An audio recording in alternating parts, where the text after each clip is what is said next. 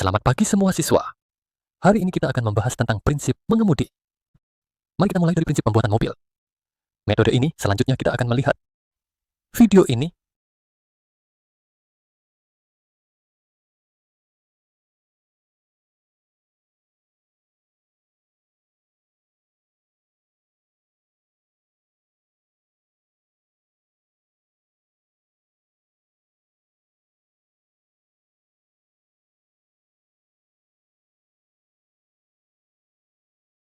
seiring kemajuan teknologi, kinerja mobil semakin baik. Cara mengemudi juga seharusnya mengikuti perkembangan desain mobil. Halo semua, saya Chang Wei-Wan. Saya sangat senang bisa berdiskusi dengan Anda tentang cara menggunakan rem secara aman. Setelah ini, Anda akan tahu, kunci keselamatan bukan terletak pada akselerasi mesin, tetapi pada waktu dan cara Anda menghentikan kendaraan. Pertama-tama, mari kita sambut asisten host, MR Carl. Halo semua, saya Carl. Carl adalah saya adalah Carl.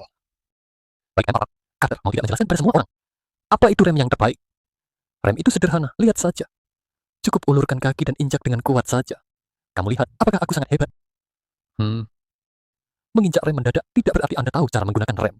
Ingin tahu apa itu rem sejati? Mari kita mulai.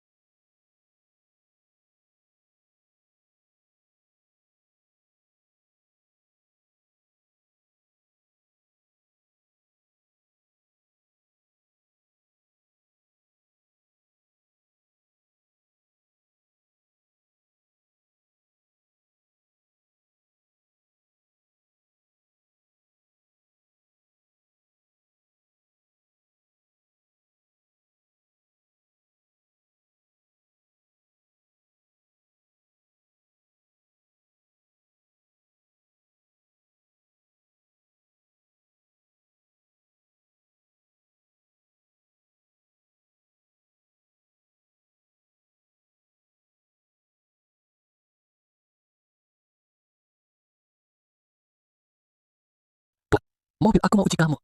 Tadi kita melewati jalan itu. Ada berapa jenis cara pengereman yang digunakan?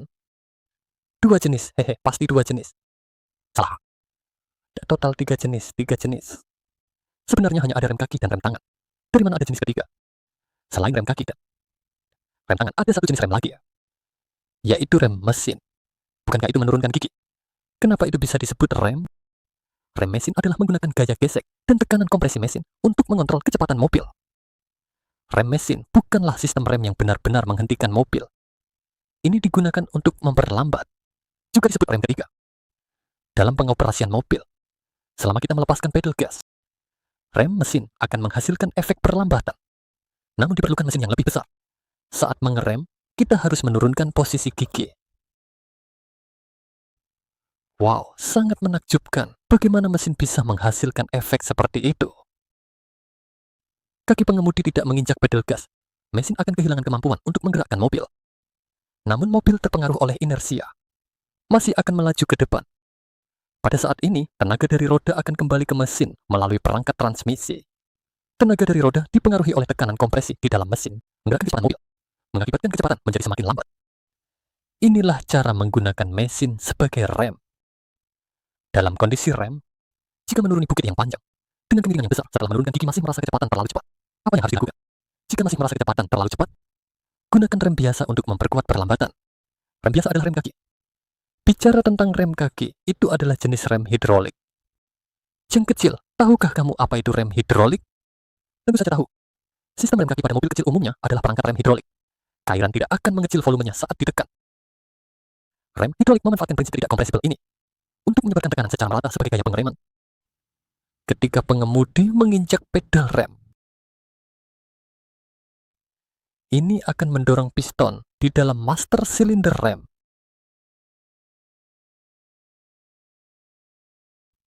Mendorong cairan dalam sistem rem. Pada saat ini, tekanan dalam sistem akan segera mengalir ke rem di 4 roda. Memicu sistem rem kendaraan untuk melakukan pengereman. Mencapai efek pengereman.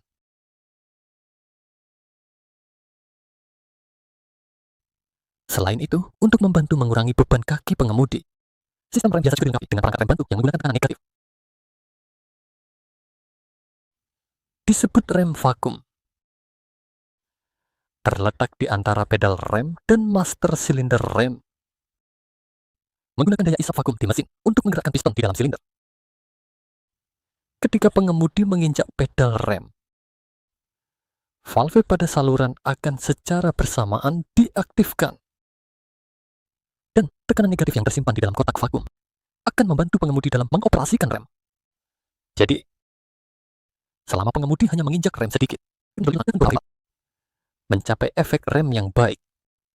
Perlu diperhatikan selama mesin dimatikan, rem vakum akan kehilangan fungsinya.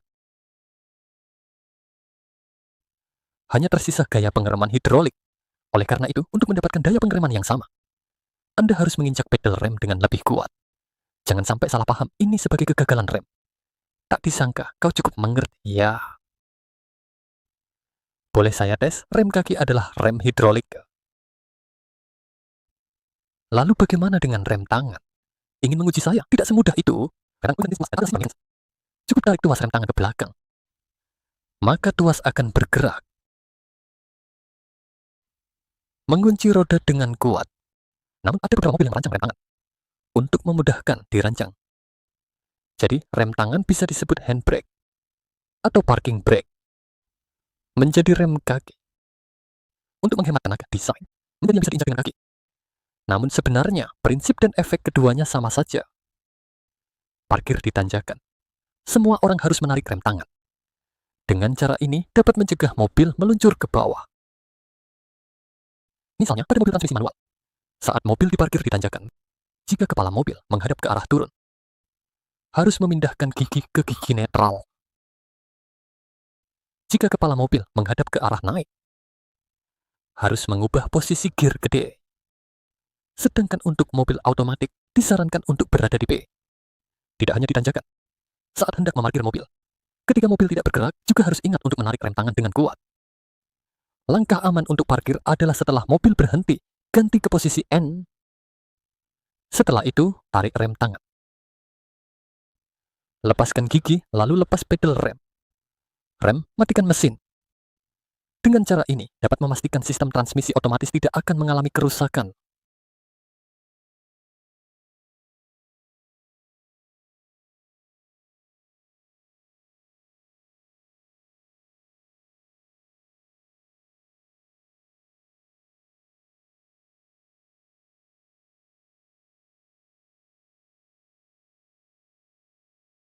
Setelah melihat penjelasan tentang prinsip rem, apakah Anda merasa seperti membuka saluran energi?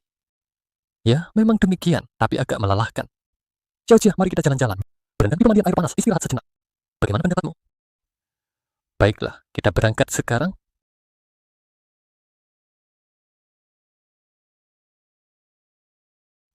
Untuk menjaga keadaan rem terbaik saat berkendara, minyak rem adalah kunci utamanya. Sebelum berkendara, harus memeriksa apakah minyak rem mencapai standar. Jika tidak cukup, harus ditambahkan. Dan hindari menambahkan melebihi batas yang ditentukan.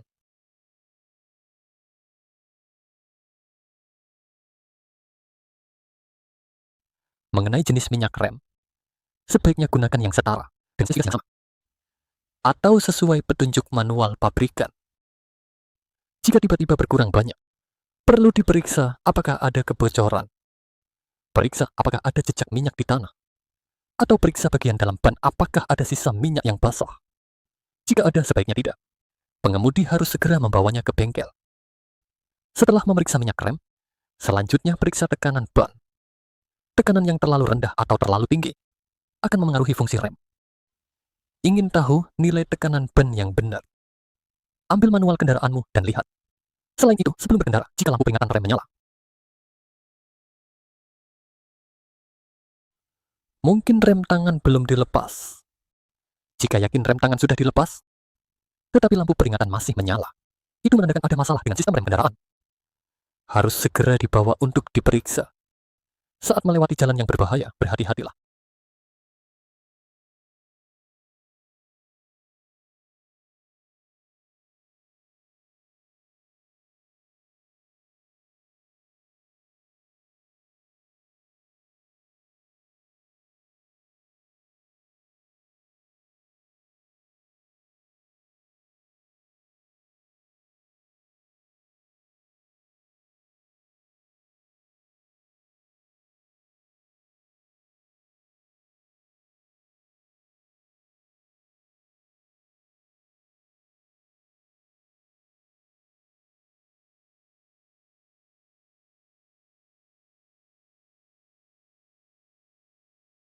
Jika kecepatan mobil terlalu cepat, saat menghadapi darurat akan sangat mudah kehilangan kendali. Oleh karena itu, sebelum mobil memasuki tikungan, pastikan untuk memperlambat kecepatan dengan baik untuk mencegah bahaya ketika mengemudi di jalan basah atau permukaan licin. Daya cengkeram ban menjadi lemah jika kecepatan terlalu tinggi, mudah menyebabkan ban slip jika kendaraan melalui area genangan air yang cukup dalam atau terendam air. Efisiensi rem akan menurun. Disarankan untuk mengurangi kecepatan secara perlahan dan perpanjang jarak dengan kendaraan di depan demi keselamatan. Sekarang ini adalah jalan menurun. Sepertinya kecepatan mobil mulai semakin cepat. Segera injak rem perlambat tidak cukup. Jika tidak cukup, injak lagi. Para penonton, teman-teman. Itu tidak benar. Ketika mobil melewati jalan menurun panjang, secara terus-menerus menginjak rem, dapat menyebabkan suhu rem dalam sistem rem terlalu tinggi, menyebabkan minyak rem menguap, menyebabkan adanya reaksi kunci udara dalam saluran minyak. Setelah terjadi penguapan, gas tersebut tertekan dan mengkompres tekanan, fungsi tekanan minyak menurun. Dalam kasus yang parah, dapat sepenuhnya hilang. Saat itu, fungsi rem akan menurun atau gagal. Cara yang benar untuk mengemudi di turunan panjang adalah menggunakan rem mesin untuk kontrol. Jika menggunakan mobil manual, gunakan gigi yang lebih rendah secara bertahap. Sementara untuk mobil transmisi otomatis, turunkan ke gigi 2 atau lebih rendah. Dan pada saat yang sama, gunakan rem kaki. Metode ini tidak hanya sangat aman, tetapi juga tidak akan merusak komponen rem. Dua manfaat dengan satu tindakan sangat efektif. Saat mengemudi di jalan menurun panjang, ada satu hal penting yang harus diingat oleh penonton. Itu adalah jangan sekali-sekali mematikan mesin atau mengosongkan gigi untuk menghemat bahan bakar. Melakukan hal tersebut akan menghilangkan efektivitas rem mesin. Dan ada satu hal penting yang ingin saya ingatkan kepada para penonton, yaitu jangan sekali-sekali mematikan mesin atau masuk gigi kosong untuk menghemat bahan bakar. Melakukan hal ini akan membuat rem mesin tidak berfungsi, mempengaruhi efek rem mobil. Melewati jalan belok, jalan permukaan khusus menurun. Sekarang di jalan normal. Seharusnya tidak ada kejadian lagi, kan? Wah. Untungnya bisa dihentikan tepat waktu. Kecepatan mobil begitu cepat, kendaraan di depan tiba-tiba mengerem. Rem mendalam sangat berbahaya. Selama bisa berhenti, ada yang tidak beres dengan menginjak rem mendalam. Mendalam memberikan daya pengereman yang kuat, meskipun memperpendek jarak berhenti, namun menyebabkan dampak besar pada pengemudi. Kecuali dalam kondisi khusus, seharusnya mencoba menginjak rem perlahan. Saat berkendara, biasanya akan menginjak rem 1 atau 2 kali. Memberitahu bahwa kendaraan di depan akan mengurangi kecepatan, kemudian perlahan-lahan menginjak rem. Meskipun jarak rem jenis ini lebih panjang, namun lebih aman. Dan juga bisa meningkatkan umur pemakaian mobil. Menginjak rem mendalam adalah untuk segera berhenti. Dengan sabuk pengaman dapat mengurangi dampak. Untuk apa harus terlalu memikirkan? Tidak benar, meskipun kamu bisa berhenti, tidak berarti kendaraan di belakang juga dapat berhenti. Jika parah, bisa menyebabkan kecelakaan beruntun. Dan jika ada kendaraan besar di belakang, dalam keadaan rem mendalam yang tiba-tiba, juga mudah menyebabkan kendaraan besar di belakang tidak bisa menghentikan diri, mengakibatkan tertabrak dari belakang. Selain itu, rem mendalam juga punya kekurangan, yaitu bisa membuat roda terkunci dalam keadaan darurat, meningkatkan kemungkinan selip. Disarankan untuk semua pengemudi sebisa mungkin menghindari menginjak rem mendalam, mengontrol kecepatan mobil, dan mempertahankan jarak berhenti rem yang tepat. Saya hanya pernah mendengar jarak rem, tidak pernah mendengar jarak berhenti rem, berdasarkan permukaan jalan, kondisi kendaraan, dan situasi mengemudi-pengemudi. Semua itu dikatakan sebagai asumsi normal. Dari kaki pengemudi yang menjauh dari gas, menginjak pedal rem, sampai mobil benar-benar berhenti, jarak ini disebut jarak berhenti rem. Jarak berhenti rem sama dengan jarak kosong, ditambah jarak rem. Dan jarak rem yang biasa kita dengar merujuk pada jarak yang bergerak setelah pengemudi menginjak pedal rem sampai benar-benar berhenti, disebut jarak rem. Waktu yang dibutuhkan untuk mengoperasikan dan berfungsi sebenarnya tidak berubah. Namun jarak perpindahan akan dipengaruhi oleh peningkatan kecepatan. Misalnya, ketika kecepatan mobil meningkat dari 20 km menjadi 40 km, kecepatan mobil berlipat 2, namun jarak berhenti rem akan bertambah 4 kali. Mengenai jarak kosong, kaki pengemudi yang rileks, gas konsisten dan rem. Menginjak pedal rem. Rem belum berfungsi. Jarak yang dihasilkan dalam waktu ini. Mobil bergerak. Disebut waktu kosong. Semakin cepat kecepatan mobil, semakin jarak waktu kosong menjadi semakin panjang. Saya mengerti, ternyata rem tidak hanya melihat jarak rem, juga perlu mempertimbangkan jarak waktu kosong. Jadi berapa banyak jarak berhenti yang harus saya pertahankan? Bisakah saya berhenti mobil dengan cepat? Kecepatan adalah kunci utama yang mempengaruhi. Untuk mendapatkan jarak berhenti rem yang aman, pertama, jangan mengemudikan kecepatan tinggi. Kedua, patuhi peraturan batas kecepatan. Ketiga, jaga jarak aman dengan kendaraan di depan. Cara menghitung jarak aman adalah, yaitu kecepatan dibagi dua. Misalnya, jika mobil melaju 80 km dibagi dua, maka jarak yang aman adalah 40 meter. Sebenarnya tidak perlu ribet seperti itu. Tutu bilang, aku sudah dilengkapi ABS. Kinerjanya kuat dalam pengereman. Tetapi tidak salah lagi, banyak pengemudi yang memiliki mobil dengan ABS. Dan memiliki anggapan yang keliru tentang ABS yang dapat mengurangi jarak pengereman. Ini adalah pemahaman yang salah, mobil tanpa ABS saat rem mendadak. Pengemudi biasanya akan menginjak rem dengan keras. Namun justru sebaliknya, menyebabkan roda terkunci. Slip. Justru membuat mobil kehilangan kendali. ABS adalah perangkat yang mengontrol rem roda menggunakan komputer. Tujuan utama perangkat ini bukan untuk memperpendek jarak rem darurat, melainkan untuk mencegah roda mobil terkunci, menjaga kontrol arah mobil. Itulah tujuan sebenarnya. Oleh karena itu, bahkan di jalan licin, ABS dapat mencegah roda tergelincir.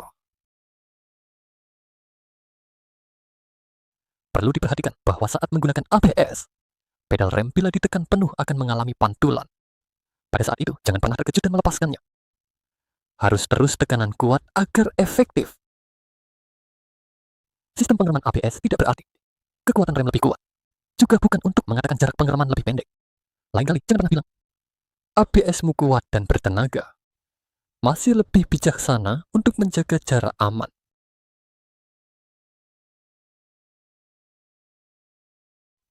Sudah, ayo kita pergi berendam.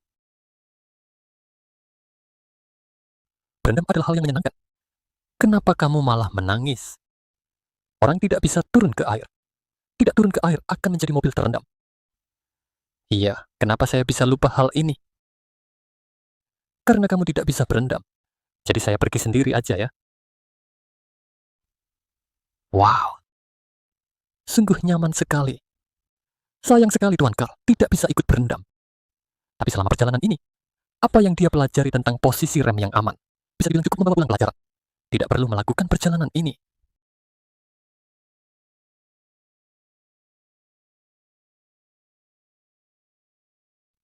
Setelah menonton video ini, di dalamnya ada pembahasan tentang langkah-langkah parkir yang benar. Apa itu langkah-langkah parkir yang benar? Setelah parkir, kosongkan gigi. Selanjutnya, tarik rem tangan. Dia juga menekankan. Tarik rem tangan dengan kuat, setelah ganti ke posisi P, lepaskan rem kaki. Setelah mesin dimatikan, dia menambahkan. Dengan begitu, kotak persneling tidak akan mengalami kerusakan. Kenapa hal ini dilakukan? Agar tidak mengalami kerusakan, dia membahas berdasarkan dua arah. Konsep arah pertama dan kedua. Artinya, saat kamu menarik rem tangan, kendaraan berhenti, arah utama adalah rem tangan. Di posisi IP, itu adalah pertahanan kedua. Rem tangan umumnya mengunci dua roda belakang. Posisi P adalah mengunci transmisi. Jika kamu ingin menguji, saat parkir di pinggir jalan, jika didorong, pertahanan pertama adalah rem tangan. Tidak akan merusak kotak persneling kamu. Jika kamu pertama-tama ganti ke P, saat sebagai pertahanan pertama, kemudian tarik rem tangan.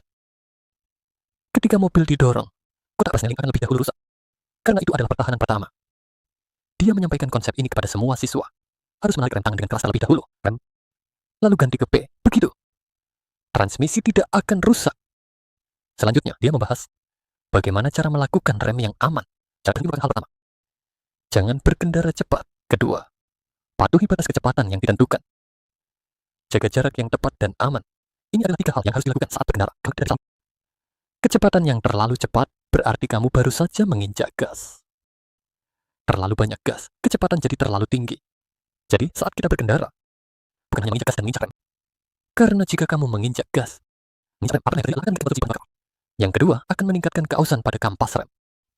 Yang ketiga akan berbahaya. Karena jika ada kendaraan di belakang yang kurang hati-hati, bisa saja menabrak. Jadi perlu kita melakukannya dengan baik. Menginjak gas dan rem. Ini juga masalah yang perlu dibahas. Sebelumnya, dalam video juga dibahas tentang 3 jenis rem pada kendaraan. Yang pertama adalah rem kaki. Rem kaki mengunci keempat roda. Yang kedua adalah rem tangan. Rem tangan mengunci roda belakang. Yang ketiga adalah rem mesin, di mana mesin mengurangi kecepatan. Itu juga merupakan salah satu jenis rem. Di dalamnya diumumkan, saat menurunkan harus menggunakan rem mesin. Jadi tidak perlu terus-menerus menginjak rem. Karena saat rem diinjak, suhu akan meningkat. Suhu naik akan panas yang dapat menyebabkan kegagalan rem. Sebelum menginjak rem, harus menginjak pelan 2 kali. Kenapa harus menginjak pelan 2 kali? Tujuannya adalah agar lampu rem menyala. Kendaraan di belakang memperhatikan kamu. Jika lampu rem menyala, mereka akan melepaskan gas. Mereka akan menambah jarak. Namun jika menginjak pelan 2 kali, itu tidak akan berfungsi sebagai rem. Dengan ini sangat penting ya. Ini membahas 3 langkah dalam lingkungan mengemudi. Melihat apa yang diinginkan. Lalu melakukan 3 tindakan berturut-turut. Apa yang dibutuhkan adalah waktu. Juga disebut sebagai waktu lingkungan. Lamanya waktu lingkungan akan berbeda-beda berdasarkan usia, jenis kelamin, fisik, dan emosi. Jika menghadapi penurunan fisik, perhatian yang teralihkan mengemudi dalam keadaan lelah. Berkendara bahkan memerlukan waktu lingkungan yang lebih lama. Selanjutnya, kita lihat gambar ini. Ketika kita menghadapi bahaya, hal pertama yang harus dilakukan adalah melepaskan gas. Selanjutnya, injak rem dengan lembut. Perlahan-lahan injak rem untuk mengurangi kecepatan. Hingga kendaraan berhenti. Dia juga membahas tentang lingkungan kunci. Waktu dapat menghasilkan jarak lingkungan. Semakin cepat kecepatan, jaraknya semakin jauh. Artinya, jika kecepatan semakin tinggi, kerusakan akibat tabrakan akan lebih serius. Semakin cepat, waktu otomatis juga bertambah. Berbanding lurus juga semakin panjang. Jarak rem otomatis juga akan semakin panjang. Jarak aman saat melakukan parkir. Dia membahas jarak rem.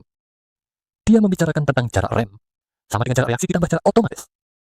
Semakin cepat kecepatan berkendara, jarak rem akan semakin panjang. Dia juga membahas faktor-faktor yang mempengaruhi jarak rem pada jalan mobil. Dalam waktu yang dipikirkan banyak orang, pelatih juga harus mengingatkan semua orang. Selain itu, cuaca. Hari hujan dan hari cerah itu berbeda, karena faktor iklim juga berpengaruh. Tadi, video tersebut juga membahas tentang yang disebut vakum rem booster. Rem booster vakum adalah ketika mesin dinyalakan, akan ada efek vakum. Dia menggunakan bagian vakum untuk melakukan seperti satu tindakan, yaitu menekan pedal rem. Jadi, seperti yang dia bicarakan di video tadi, jangan mematikan mesin. Jika mesin dimatikan, maka tidak ada efek rem booster vakum. Dengan adanya vakum booster, ketika kita menekan rem, rasanya akan lebih ringan. Karena ada efek vakum. Vakum tak ada daya hisap. Jadi, saat kita menekan rem menjadi lebih ringan. Jika mesin dimatikan, tidak ada gunaan vakum. Menekan rem akan lebih keras. Ini juga yang dibahas di video tadi. Selanjutnya, kita lihat gambar ini. Gambar di atas menghubungkan kendaraan. Setelah ia mengerem mendadak, ban di kedua sisi akan bercampur gesekan dan menghasilkan panas tinggi sehingga ban terbakar. Gambar di bawah ini. Di kiri dan kanan, sisi kanan terkunci. Jadi sisi kanan terbakar. Apakah kamu melihat bekas bakar panjang di bawah ini? Jadi kita bisa lihat di sini. Kekuatan rem di kedua sisi akan berbeda. Kendaraan di atas lebih merata. Jadi kedua sisi terbakar sama, kedua sisi mengeluarkan asap. Dan kendaraan di bawah ini. Sisi kanan terkunci, sisi kiri tidak terkunci. Jadi ada bekas rem di sisi kanan. Sisi kiri tidak ada, seluruh mobil bergeser ke kanan. Dari sini kita tahu bahwa kekuatan rem akan berbeda. Termasuk mobil sedan juga sama. Mengenai mengapa mereka mengerem mendadak. Kenapa kendaraan ini mengerem mendadak? Kenapa truk besar ini juga mengerem mendadak? Video ini diambil oleh keluarga di jalan tol. Silakan lihat dengan seksama. Sebagai referensi Anda saat di jalan tol di masa depan. Prinsip dan metode mengemudi. Nanti ada kebiasaan. Tindakan yang harus dikembangkan. Saat duduk di kursi pengemudi harus menggunakan sabuk pengaman. Nyalakan lampu utama, mobil bisa dikunci. Setelah keluar dari mobil, ingat untuk menarik rem. Rem, ganti ke P. Matikan lampu utama, karena tadi Anda menyalakan lampu utama. Ketika keluar, ingat untuk mematikan lampu utama. Kunci dimasukkan ke saku. Biasanya, kita akan memiliki 2 kunci mobil. Saat keluar rumah, bawa kedua kunci itu. Pisahkan 2 orang. Bawa Moni, 1 hilang. Setidaknya masih ada 1. Membuka pintu mobil dengan 2 tahap saat naik dan turun bukan untuk ujian. Ini adalah tindakan yang harus dilakukan saat membuka pintu mobil di masa depan. Maaf kalau begitu. Jika mengangkut penumpang, juga harus memperhatikan mereka. Lihat apakah ada kendaraan dari belakang. Jangan biarkan mereka sembarangan membuka pintu. Ini yang perlu diingatkan kepada semua orang. Karena banyak kecelakaan mobil terjadi karena membuka pintu dengan sembarangan. Mobil dari belakang menabrak. Ringan tidak ada masalah. Nah, itu sangat serius, jadi perlu diingatkan kepada semua orang. Harus selalu memperhatikan kendaraan dari belakang. Arah, mengenali dan mengoperasikannya. Teman-teman, jika masih ingat, di kelas pelatihan, hal pertama yang harus dipelajari adalah memegang kemudi. Bagaimana cara memegang kemudi? Pernah ada siswa di kelas pertama. Benar pelatih.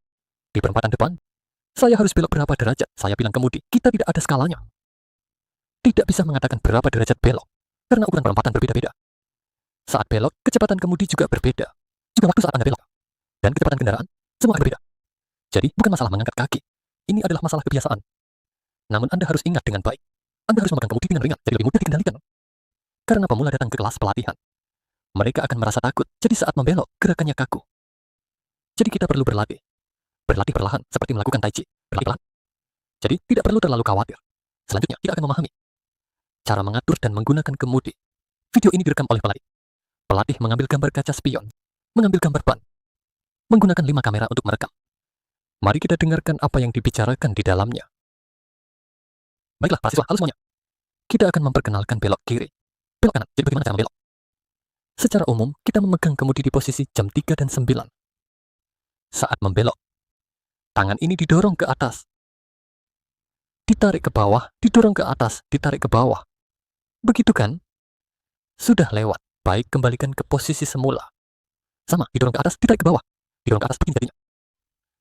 Membelok kanan juga sama. Mari kita lihat, kita belok kanan ya. Didorong ke atas, ditarik ke bawah. Didorong ke atas, ditarik ke bawah. Begitulah cara membelok. Baik, kembalikan ke posisi semula. Baik, kembalikan. Lalu berapa banyak putaran? Mari kita lihat berapa banyak putaran untuk belok kiri sampai habis. Dan belok kanan sampai habis. Kita mulai belok kanan dahulu. Baik, ini setengah putaran. Baik, ini 1 putaran. Lihat, ini 1 putaran. Betul kan? Masih berputar, masih sekitar setengah putaran. Ini berarti 1,5 putaran. Ketika belok kiri dan kanan, biasanya 1,5 putaran, kembali ke posisi semula. Juga sama, kembali ke posisi semula 1,5 putaran. Lihat, kita belok kiri lagi. Belok kiri juga sama, kita lihat berapa putaran belok kiri. Kita mulai berbelok dari sini. 1 putaran penuh. Setengah putaran tidak bisa masuk. Belok sampai habis, harus kembalikan sedikit ya. Catat baik-baik. Oh baik, kita kembali ke posisi semula. Baik, pandangan ke belakang kita. Jadi dia belok kiri dan kanan. Masing-masing 1,5 putaran. Jika tidak melebihi, maka biasanya pengemudi tidak berbelok sebanyak itu. Misalnya, ketika kita berbelok, melakukan penyesuaian. Saat berbeda jalur sedikitnya saya. Begitu saja. Tangan jangan dilepas kalau ada tangan yang sudah yai. Jangan dilepas, begini sudah cukup. Tidak mundur. Jika kamu merasa sudutnya tidak cukup, apalagi berbelok lagi. Baik, kembali ke posisi semula juga sama. Baik, kembali ke posisi semula. Begitulah. Jika tidak melebihi setengah putaran, begini saja sudah cukup. Untuk jalan umum, kembalikan ke posisi semula. Kembalikan ke posisi semula. Kembalikan ke posisi semula, tidak perlu silang tangan. Pengemudi pemula biasanya akan membelok seperti ini. Tidak berarti tidak bisa membelok. Bisa, hanya saja lingkungannya tidak secepat itu. Misalnya kalau mau belok kiri, betul kan? Dengan cara ini lebih cepat. Tadi kamu gunakan sambungan. Jadi tidak bisa secepat itu. Ini sangat cepat. Lihat ya, sama, betul. Kecepatan lambat bisa belok seperti ini, kecepatan tinggi. Tidak bisa belok seperti ini dengan kecepatan tinggi. Tidak mungkin bisa belok seperti itu dengan kecepatan tinggi.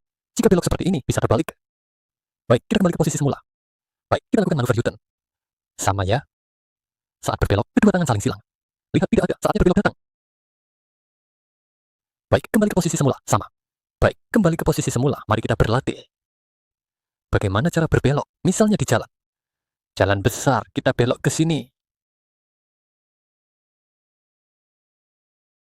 Misalnya, ini adalah persimpangan jalan besar. Sebentar, kita harus belok kanan dulu. Oke, kita nyalakan lampu sein kanan. Perhatikan saat membelok. Jangan perlambat kecepatan ya.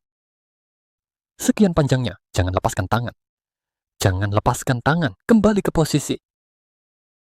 Apakah kamu lihat? Hanya belok dan kembali ke posisi. Sama halnya, kita belok kiri, arahkan setir. Baik, lampu sein. Gimana? Apakah sudah berhasil berbelok? Kita tarik kembali, itu sudah. Inilah jalannya. Tidak mudah ya, lurus ke kanan dan kiri. Hanya perlu menikung sedikit. Lakukan penyesuaian. Lihat. Jangan lepaskan tangan. Baik, kita belok kiri lagi ya. Sama, lampu sein tidak berpindah. Semakin sayang mobil berhasil berbelok. Jangan lepaskan tangan, sekarang sudah berbelok. Baik, maju pelan, tidak masalah. Untuk maju ke kanan, kamu hanya perlu belok ke kanan. Jika kamu ingin keluar ke kanan, iya kan? Kamu bisa belok kiri, sama saja. Belok kiri, lalu mundur. Apa yang harus dilakukan saat mundur? Kita latih mundur. Kita berhenti di tengah, kita mundur ke mobil. Harus berhenti sepenuhnya agar bisa ke mobil. Baik, mau kemana? Kita putar setir ke arah mana? Misalnya, kita mau ke kiri. Setir menghadap ke kiri. Nah, sudah mendekat. Tapi jika kamu belok terlalu banyak, dia akan langsung mendekat, tidak perlu berpikir, harus menyentuh garis. Apa yang harus dilakukan? Kamu harus kembali ke posisi. Sekarang, posisi miring. Bisa menginjak itu, jadi harus menarik ke kanan. Sekarang disesuaikan kembali. Tepat, sekarang di kiri. Kita sesuaikan, mendekat ke kiri sedikit. Sama, lakukan penyesuaian. Jadi untuk bagian lurus, kamu tidak perlu belok terlalu banyak, lihat ke kiri kembali ke posisi. Kemudian ke kanan, mendekat ke kanan. Apa kamu lihat dulu? Kita ke kanan juga sama. Kita sesuaikan ke kanan. Dia sudah mendekat. Sambil melihat, kamu harus siap untuk kembali. Jadi posisi kembali itu miring. Dia akan terus bergerak ke kanan. Saat dia merasa jaraknya cukup, kamu tarik ke kiri. Mendekat ke kiri. Baik. Kita sesuaikan sedikit ke kanan. Sama, sesuaikan. Sesuaikan, sudah disesuaikan. Sudah berhasil, sekarang tarik kembali. Apakah kamu lihat? Sesuaikan lagi, tarik kembali. Jadi harus sesuaikan ke kanan. Kamu bisa sesuaikan kemana saja. Tidak perlu terlalu besar, karena ini adalah garis lurus. Kamu tidak akan berbelok, jadi jangan sesuaikan terlalu banyak. Kembali ke posisi semula, ini harus dilatih. Lihat kaca spion dengan baik. Tadi, video membahas tentang akhir. Jadi kita harus belajar melihat generasi berikutnya. Kalian nanti saat mengemudi juga sama. Saat kamu berbelok kiri atau kanan. Berbelok ke kiri, perhatikan. Kaca spion kiri, ada mobil tidak? Apakah ada yang berbelok? Kanan juga sama. Selain dari perang total, harus juga melihat ada mobil atau orang. Selanjutnya, tentang kemudi. Saat mobil bergerak, kamu harus tahu apakah mengarah ke kanan atau ke kiri. Dan bukan hanya melihat keluar. Melihat arah roda itu salah. Apakah itu maju atau mundur? Kamu harus dapat merasakan arah ini. Suatu ketika, saat pelatih mengajar di jalan, karena saat memasuki waktu berkendara, kami akan mempercayakan kemudi sepenuhnya. Sepenuhnya dikendalikan oleh siswa. Saat mobil menyimpang, saya bilang, mobil kita menyimpang loh. Dia malah bilang, bahkan kemudi saya tidak bergerak. Tidak, kemudi tidak bergerak, maka tidak akan menyimpang. Karena kita tidak bergerak, sedikit goyang sudah miring. Jadi rasa arah ini, kamu harus bisa melatihnya di kelas. Saat mobil menyimpang, kamu harus merasakannya. Ini adalah hal yang harus diingat oleh semua orang. Tadi video menunjukkan belokan. Belokan tidak sampai setengah putaran. Sudah berbelok. Karena ukuran persimpangan berbeda-beda. Selanjutnya, mari kita lihat demonstrasi pengendalian kemudi oleh instruktur ini. Mari saya jelaskan, ada dua cara untuk mengendalikan. Seperti ini, dorong dan sambungkan. Ini disebut pengendalian.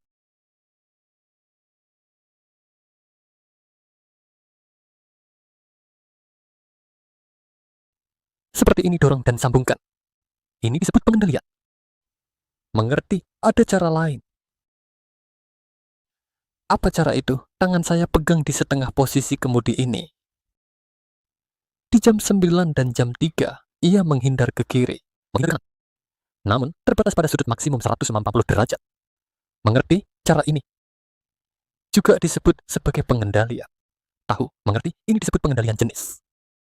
Yang kedua disebut cross style. Yang disebut cross style, ia bagian atas kemudi. Lakukan gerakan silang. Jadi, sesuai namanya. Ia disebut nama itu. Sebagai contoh, perhatikan tangan saya. Saat sekarang kemudi saya berputar ke kanan, ia menggunakan tangan kiri sebagai dominan. Tangan kanan mengelilingi. Nah, keliling. Misalnya, saat saya menaikkan kemudi, untuk mendorong, tangan ini akan terlepas. Ia akan melakukan gerakan penghubung. Setelah terhubung, saat ganti tangan tarik, tetap pada posisi yang sama. Ia akan melakukan gerakan silang di posisi atas ini. Justru saat belok kiri, tangan kanan yang dominan. Saat mendorong. Saat kamu mendorong, tangan ini akan melakukan gerakan menarik. Mengerti? Ini yang harus diajarkan. Mari saya lakukan sekali untuk menunjukkan kepada kalian. Ini disebut cross style. Profesor, sekali lihat sudah tahu. Jika kamu melihat cara ini, itu berarti kamu akan menggunakan banyak kemudi. Maka itu seharusnya adalah belokan kecil sampai menengah. Mengerti maksudnya? Jika kamu melihat yang pertama jenis pengendalian, jumlahnya sangat kecil. Kalau ada tempat, itu pasti papan belokan besar, mengerti maksud saya? Sudut kemudi yang bergerak tidak besar. Tapi mengapa begitu? Karena saat berkendara cepat, kamu sempatnya bergerak sudut. Bergerak jauh bisa. Itu akan kehilangan kendali, mengerti? Seperti saat kecepatan, sangat cepat kamu merasa gerak sedikit. Gerakan mendadak berefek besar. Seperti kalian pernah bermain go-kart. Kemudi publik adalah 1:1. Kamu sedikit gerakan kemudi, rodanya juga akan sedikit berputar.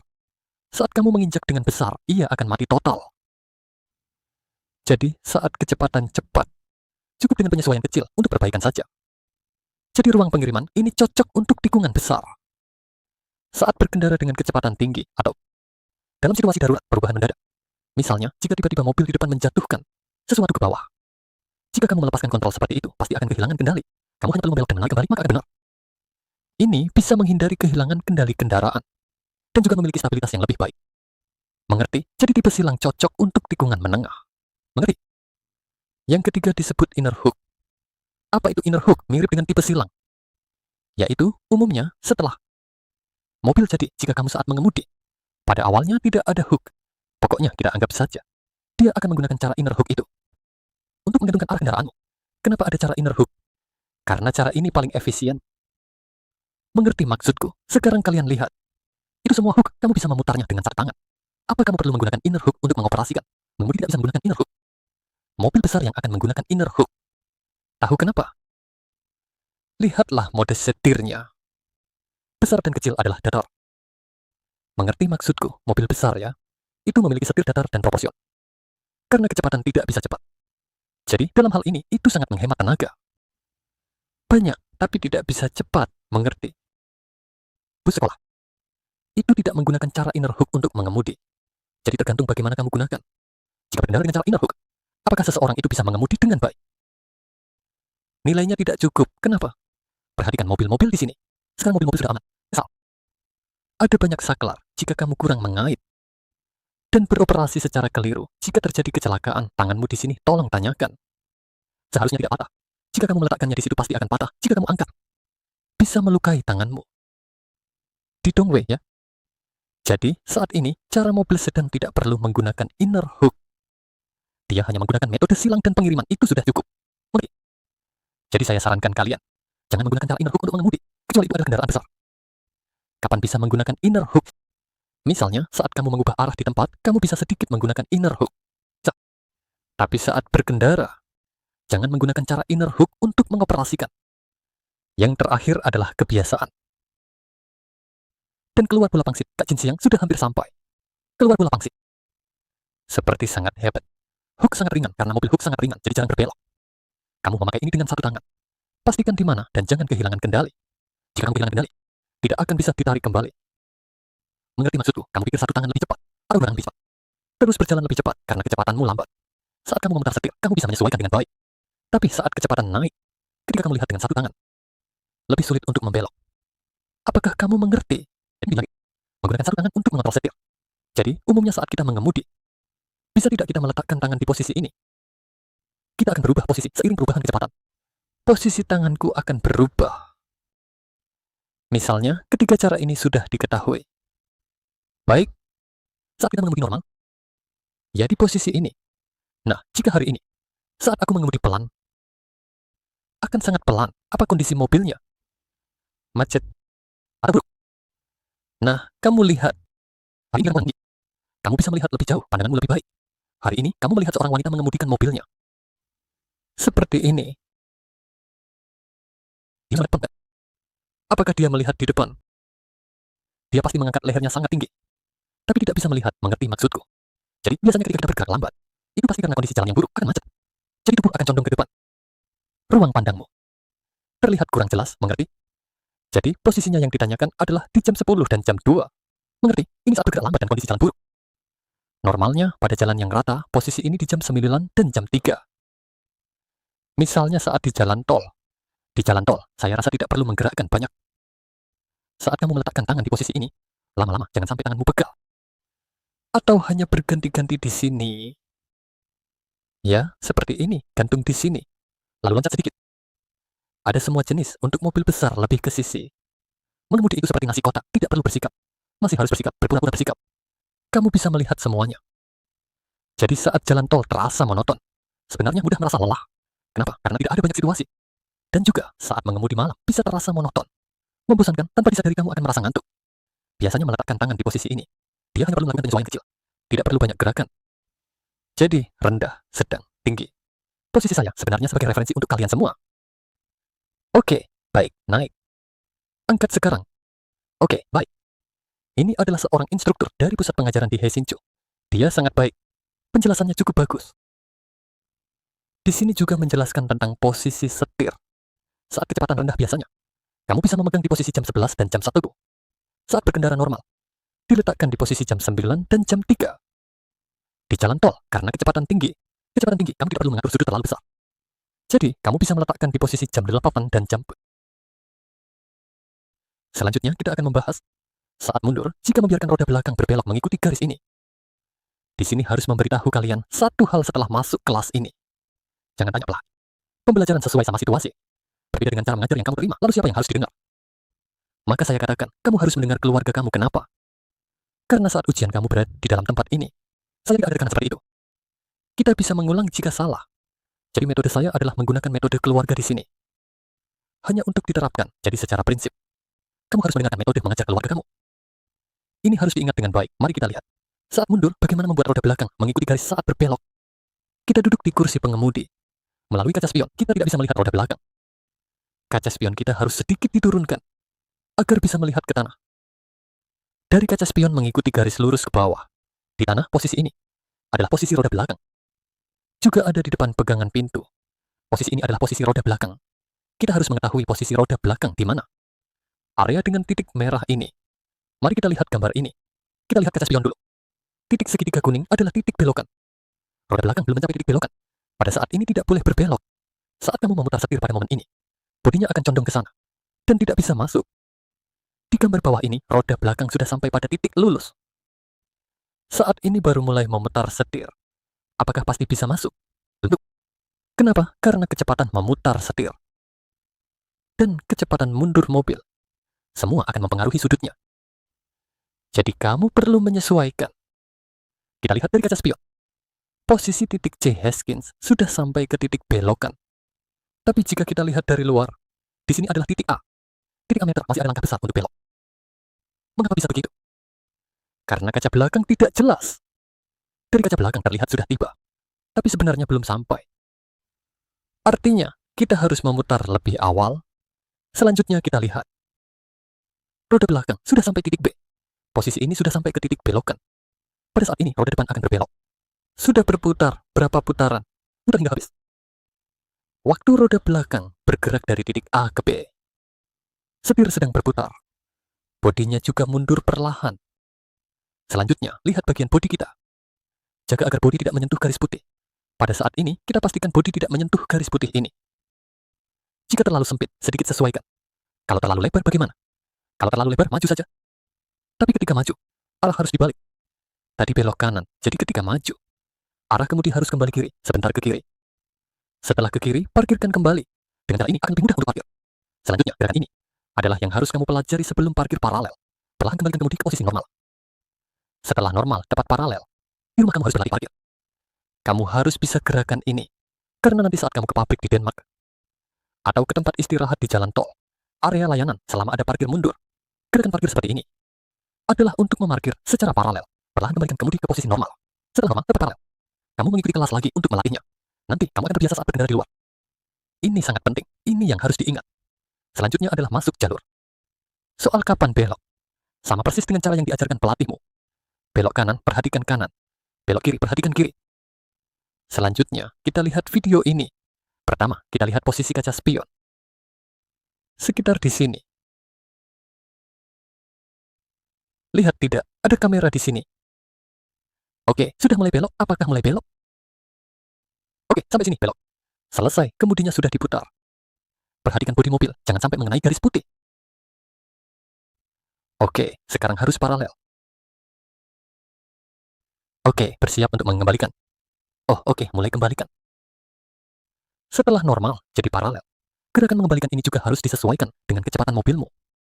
Selain itu, harus disesuaikan dengan sudutnya. Oke, parkirkan dengan baik, lalu maju sedikit.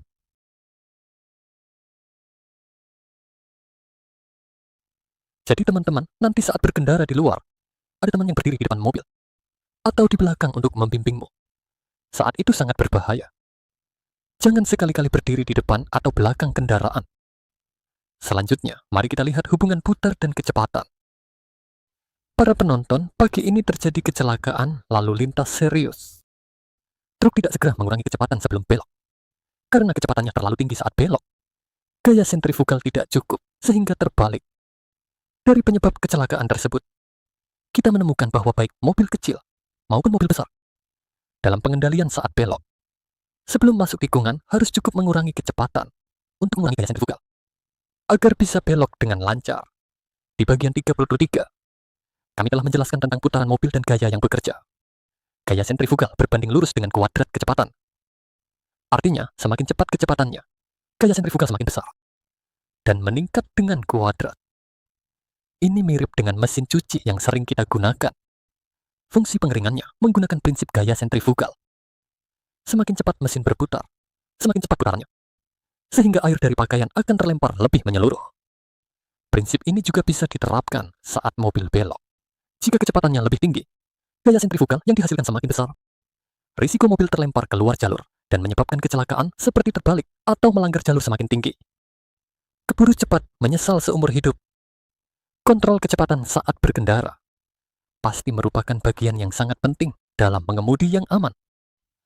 Selanjutnya, kita asumsikan mobil belok di jalan kering dengan kecepatan aman antara 15 hingga 40 km/jam.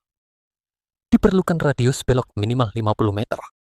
Namun ketika kecepatan melebihi 40 km/jam, peningkatan radius belok yang diperlukan juga relatif lebih besar. Jadi kecepatan yang terlalu tinggi mudah menyebabkan gaya sentrifugal tidak cukup. Gaya sentrifugal terlalu besar. Dan menyimpang dari jalur yang seharusnya, yang menyebabkan kecelakaan. Jika tikungan, permukaan jalan licin atau ada kerikil, koefisien gesekan jalan rendah, maka kecepatan harus diturunkan lebih lanjut. Kereta yang membawa banyak barang saat belok memerlukan gaya sentrifugal yang lebih besar. Oleh karena itu, saat mengangkut barang berat, kecepatan belok harus lebih lambat. Kita tahu bahwa berat tubuh mobil ditambah titik berat terberat di dalam mobil adalah pusat gravitasinya. Sebelumnya kita telah membahas, ketika pusat gravitasi mobil terlalu tinggi, kestabilannya akan semakin buruk, sehingga mudah terbalik. Dan salah satu situasi berbahaya yang sering terjadi adalah beban di dalam kendaraan tidak terikat dengan kuat saat berbelok. Beban tersebut karena pengaruh inersia bergeser keluar, membuat pengendalian menjadi lebih sulit. Mobil lebih mudah meluncur atau terbalik. Sementara itu, ini juga menyoroti bahwa kendaraan besar lebih perlu memperhatikan kecepatan. Oleh karena itu, saat ada tikungan di depan, kita seharusnya melepaskan pedal gas, agar kecepatan mobil secara perlahan menurun. Kemudian berdasarkan kecepatan saat itu, memanfaatkan pedal rem dengan tepat untuk mengontrol kecepatan. Saat yang sama, memutar kemudi, mengendalikan jalur perjalanan mobil, untuk berhasil menyelesaikan belokan. Yang perlu diperhatikan adalah, jangan menginjak rem dengan keras setelah memasuki tikungan. Karena di dalam tikungan, jalur pergerakan roda sangat mudah berubah. Jika terlalu menginjak rem, jalur mobil sangat mudah menyimpang, dan akan dengan mudah menyebabkan kecelakaan. Video ini membahas hubungan antara belokan dan kecepatan. Semakin cepat laju kendaraan, akan semakin besar gaya sentrifugal yang dihasilkan. Jika pusat gravitasi lebih tinggi, maka mobil akan mudah terbalik, ada bagian kosong di tengah. Instruktur memposting kecelakaan ini. Akar dari kecelakaan ini adalah demikian. Truk pengangkut tanah berkecepatan tinggi dan terbalik, sehingga menutupi seluruh kendaraan kecil di samping. Hasilnya, pengemudi ini meninggal tanpa sebab yang jelas. Saat berbelok, selain memperhatikan kecepatan, juga perlu memperhatikan dinamika kendaraan. Selanjutnya, mari kita lihat. Video ini mengajarkan situasi yang dihadapi saat mengemudi di kendaraan besar. Kita mulai, mata perlu melihat bundaran. Tidak salah, mata perlu melihat bundaran. Kita harus merespons dengan tindakan. Kita akan melihat sambil menjelaskan apa yang kita lakukan. Peserta didik melihat ada sebuah kendaraan trailer melalui tengah dua jalur untuk mencapai hasil. Apa yang dia lakukan? Kamu lihat dia menarik kemudi ke kanan untuk menghindar. Sekarang duduk di samping. Tangan kita menjulur ke depan menghalangi kemudi. Tidak perlu menarik seperti itu. Mengapa? Kamu tidak memperhatikan apakah ada mobil di belakang. Tinggal melihat mobil di depan menyeberang garis tanda. Dan menarik ke kanan. Bagaimana jika ada mobil? Bagaimana jika ada sepeda motor? Apa yang harus dilakukan? Ayo kita gerakkan sedikit. Perhatikan ya. Kamu lihat tepat ada mobil. Apa garis ini? Jalur cepat dan lambat adalah garis batas. Dua garis kuning ada jalur menyalip dua arah yang tidak bergerak. Bisakah mobil menyalip dari kanan? Tentu saja tidak, karena ini adalah jalur lambat. Dia menyalip dari jalur lambat. Jika kita mengarahkan kemudi seperti ini, kita akan ditabrak. Akibat dari tabrakan tersebut tidak bisa diprediksi. Mobil terpasir di seberang menyeberang garis kuning dan tidak melaju. Kita lihat hingga saat ini tidak ada, kan? Kita tidak memberitahu semua orang soal ini. Saat melihat bahaya, gerakan pertama adalah menginjak pedal gas. Harus memastikan untuk melepaskan pedal gas terlebih dahulu. Kecepatan mobil harus diperlambat. Jika perlu menghindar, kamu harus menarik ke belakang. Bukan memang menarik ke samping. Setelah kamu menarik, bagaimana jika tidak menghindar? Sepeda motor akan dalam masalah. Di masa depan, jika menghadapi situasi ini, selain melepaskan pedal gas, lalu apa yang harus dilakukan? Nyalakan lampu besar, untuk memberitahu orang lain bahwa kendaraan kamu sudah melewati batas. Membunyikan lampu besar ini harus dikuasai. Oleh karena itu, pelatihan mengemudi adalah pekerjaan yang memiliki risiko yang cukup tinggi. Untungnya, belum terjadi kecelakaan. Ini cukup berisiko. Untungnya tidak terjadi kecelakaan. Proyek ujian di dalam ruangan ada parkir di tepi jalan. Mundur ke dalam. Garis putus-putus maju mundur, yakni S-curve dan start tanjakan. Pindah gigi dengan stabil. Semua proyek ini pasti diajarkan kepada orang-orang. Saya tidak akan mengulang di sini. Jika selama proses belajar kamu menghadapi masalah, kamu bisa masuk untuk menonton video. Setelah menonton video, kamu kembali ke kelas praktik untuk melakukan penyesuaian diri. Ketika tidak bisa menyesuaikan, tanyakan kepada pelatih. Jadi, video ini sangat membantu untuk semua siswa. Karena setiap keluarga punya cara mengajar yang sedikit berbeda. Harus sesuai dengan cara yang diajarkan keluarga kamu. Di sini saya hanya menyediakan agar kalian tahu keseluruhan bentuk gerakannya. Mari kita lihat aplikasi mundur ke dalam secara nyata. Hal pertama yang kita lihat adalah situasi yang menarik. Kendaraan kita harus berada sekitar 1 langkah dari mobil di sebelah, tidak boleh terlalu sempit. Jika terlalu sempit, kami bisa masuk. Begitu tidak. Kendaraan kita harus tinggai antara mobil merah dan biru. Mari kita lihat cermin belakang kanan. Ban belakang kita kira-kira berada di posisi ini, di depan pegangan pintu ini. Ketika posisi ban belakang kita hampir sejajar dengan mobil merah, kita harus mulai memutar setir. Mari kita lihat. Dan mulai memutar. Setelah itu, prinsip pertama adalah mobil tidak boleh menyentuh mobil merah. Jika kamu menyadari semakin sempit, terlalu sempit, koreksi sedikit, kemudian tarik kembali. Baik, di sini kita berhenti sejenak. Jarak ini harus dilihat dengan jelas. Jika di sini terlalu lebar, bagaimana? Jika terlalu lebar, sisi kiri akan terlalu sempit. Jika situasi seperti ini, kita maju sedikit. Jika maju, setir akan diputar ke kiri, karena kita sebelumnya memutar ke kanan. Jadi, jika kamu perlu menyesuaikan sudut, kamu harus memutar ke kiri, kemudian mundur lagi. Baru bisa masuk. Jika terlalu sempit, tidak ada masalah itu. Jika terlalu sempit, koreksi sedikit saja. Tarik masuk sudah cukup. Selanjutnya, kita akan melanjutkan. Lihat sama di kedua sisi, saat ini harus melihat. Kedua sisi harus sejajar. Lihat kedua sisi harus melihat sejajar. Baik, jika sejajar kembalikan ke posisi yang benar. Sebelum sejajar, kembalikan papan garis merah ke posisi yang benar. Jika sudah benar, masuklah. Apakah kamu melihatnya? Jika kedua sisi memiliki lebar yang berbeda, maju sedikit, kemudian sesuaikan lagi. Sudah oke, ini tidak ada garis di jalan. Baik, sekarang belok ke kiri. Perhatikan sisi kiri kendaraan, jangan menyentuh mobil orang lain. Juga bisa dilihat dari cermin belakang. Jika sejajar, kembali ke posisi yang benar. Ini adalah sudut pandang lain. Ini adalah yang sebelumnya diambil oleh pengajar dengan 360 derajat. Juga sama, mari kita lihat cermin belakang. Cermin belakang kanan, kita bisa mundur perlahan. Selama kendaraan kita tidak menyentuh mobil orang lain. Jangan agak orang, sedikit saja diperbaiki. Roda belakang di posisi ini. Roda belakang. Setelah berbelok, di sini tidak ada masalah. Berlihat, di sini tidak akan mengenai sisi kanan. Tidak akan mengenai, lihat ke kiri. Harus melihat sejajar. Saat ini kita harus memperhatikan. Jika garis bisa sejajar, kembalikan ke posisi yang benar. Lihat garis di tanah. Sebelumnya di bagian depan tidak ada garis yang terlihat. Sekarang ada garis yang bisa kamu lihat. Harus mengikuti garis utama. Baik, sudah. Jika sebelumnya terlalu banyak berbicara di kiri, cukup maju sedikit, lalu ulangi lagi. Begitu juga saat belok kanan. Perhatikan bagian kanan agar tidak menyentuh mobil orang lain.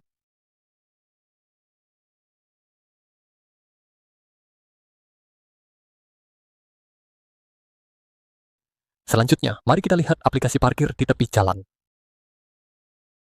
Lebar parkir di tepi jalan tidak perlu terlalu lebar.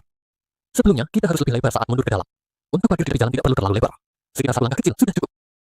Sama halnya, kita perlu mencari posisi ban belakang kita. Sekitar di area ini. Baik, selanjutnya kita melihat keempat gambar ini. Ban belakang kita ada di sini. Mari kita lihat gambar kedua. Ban belakang hampir dekat dengan ban mobil sebelah. Saat ini kita harus memutar setir. Setelah berbelok, kita mundur. Saat mundur kita harus memperhatikan jarak di sini. Jangan agem mobil orang. Apakah kamu memperhatikannya? Gambar kedua dan gambar ketiga berbeda. Pada gambar ketiga, tidak terlihat lagi mobil merah di belakang. Pada saat ini, kita harus melihat kaca spion kiri. Di kaca spion kiri, kita harus melihat lampu besar kanan mobil merah di belakang. Saat hampir melihat lampu besar kanannya, kita harus kembali lurus. Baik, selanjutnya kita lihat ke bawah. Selanjutnya kita harus melihat ke roda belakang. Saat kita berlatih mobil di lapangan pelatihan, roda belakang hampir saat ini berbelok kiri sebelumnya. Apakah kalian pernah memikirkan sebuah masalah? Ketika kamu mengemudi di luar, parkir di pinggir jalan? Jika parkir di pinggir jalan selama bertahun-tahun tanpa garis ini, kamu harus melihat kemana? Ya kan? Kamu harus melihat kemana? Tidak perlu terlalu khawatir, kita melihat ke depan mobil kita. Bagian depan kanan mobil kita, melewati bagian belakang mobilnya. Kita belok. Sebenarnya sama saja. Di lain waktu, saat parkir di pinggir jalan, kita harus perhatikan pada bagian depan mobil. Bagian depan kanan mobil, melewati bagian belakang mobil di depan. Kita belok. Ini adalah sudut ini. Dari sudut ini, mari kita lihat. Bagian depan kanan mobil kita melewati tempat parkirnya. Kita belok, karena saat ini, kita takut akan menabrak mobil di depan, bukan? Jadi kita lihat bagian depan kanan. Lalu jika menabrak, bagaimana? Jika mau menabrak, maka belok kembali. Belok kembali, sehingga tidak akan menabrak. Setelah mundur, kita harus memperhatikan jarak. Jaraknya harus sama lebar. Tidak boleh terlalu belakang, juga tidak boleh terlalu depan. Jika terlalu depan, mobil di depan tidak bisa keluar. Jika terlalu belakang, mobil di belakang tidak bisa keluar. Pada tahun 70-an, Taiwan memiliki pameran mobil. Pameran mobil itu ada mobilnya. Dia bisa parkir di pinggir jalan. Seperti kepiting masuk ke dalam. Oh wow, semua orang sangat senang melihatnya. Saya pergi ke Taipei untuk melihatnya. Melihat bagaimana sebenarnya. Setelah melihat, baru tahu. Yang menggunakan sistem hidrolik. Yang menghimpun tenaga hidrolik untuk 4 roda, ada 4 kolom hidro yang mengangkatnya. Mengira di atasnya ditambahkan ban, jadi bisa masuk. Saya bertanya satu hal pada dia. Saya tanya pada, sistem ini beratnya berapa? Sistem itu hampir 50 kg. Jadi, bisa dibilang untuk parkir di pinggir jalan. Di mobil ada mesin seberat 50 kg. Di sana sistem hidrolik pasti ada kebocoran. Jadi teman-teman, sekarang tidak ada kesempatan untuk melihatnya. Selanjutnya, saat keluar dari parkir pinggir jalan, harus mundur terlebih dahulu. Selanjutnya, nyalakan lampu arah. Mobil perlahan maju. Jangan sampai menabrak bagian belakang mobil di depan. Mari kita lihat video. Video ini diajarkan untuk orang. Kita sudah membahas sebelumnya. Ayo kita perbesar. Baik, hal pertama, kita harus memperhatikan kaca spion kanan. Karena kita akan berbelok ke kanan. Begitu juga. Tidak peduli kapan kamu berbelok, kamu harus belok lebih awal. Tidak masalah, yang penting jangan sampai menabrak mobil di samping. Hampir menutupi mobil di belakang. Siap, lihat kaca spion kiri. Ketika hampir melihat lampu besar di kanan, harus siap untuk kembali lurus. Ini adalah kembali lurus, kalian lihat. Kembali lurus berikutnya. Jangan melihat garis di tanah. Lihat bagian depan mobil kita. Bagian depan mobil kita. Melewati bagian belakang mobilnya, kita belok. Jangan terlalu cepat belok. Jika terlalu cepat, mobil akan di luar. Baik, belok masuk. Bagian depan kita melewati tempat parkir mereka, kita belok. Karena kita lihat di sini. Juga harus diperhatikan apakah akan ke mobil orang. Jika kamu belok terlalu cepat, itu bisa. Jika menabrak mobil orang. Baik, sekarang parkir. Jika ada tempat parkir, mobil harus diparkir di dalam tempat parkir. Ini yang perlu diperhatikan. Baik, selanjutnya kita lihat dari sudut lain. Apakah sudut ini dengan kaca spion? Tertutup, siap untuk kembali lurus. Oh, baik, kembali lurus. Selanjutnya, jangan pedulikan garis di tanah. Lihat bagian depan mobil kita. Bagian depan mobil kita melewati tempat parkirnya. Kita belok kanan. Mari kita keluar satu pertanyaan di sini. Oke, kita harus belok di sini kan? Jika kita belok setelah ini, hampir menabrak mobil di depan. Apa yang harus kita lakukan? Jangan belok jika hampir menabrak. Balik ke kanan, geser sedikit mundur. Belok lagi. Karena kadang-kadang kamu menghadapi situasi ini. Jika kamu tidak, kamu harus sedikit memperbaiki. Baik, di saat ini, harus hati-hati jangan sampai menabrak mobil orang. Dengan begitu bisa masuk dengan lancar. Ini adalah sudut pandang yang lain. Sama, lihat tidak? Baik, apakah sekarang sudah lurus? Baik, lalu belok kiri, betul? Mobil depan hampir kena, cepat lewat. ekor mobil sudah belok masuk. Baik, selanjutnya harus atur posisi depan belakang. Harus disesuaikan, jadi bagaimana menyesuaikannya? Turunkan dan lihat, turunkan dan lihat. Ini adalah satu-satunya cara. Ketika naik ke jalan, ingat untuk mundur, mundur. Setelah itu, nyalakan lampu sein. Lalu sesuaikan, lalu belokkan. Ini adalah seluruh tindakan parkir pinggir jalan.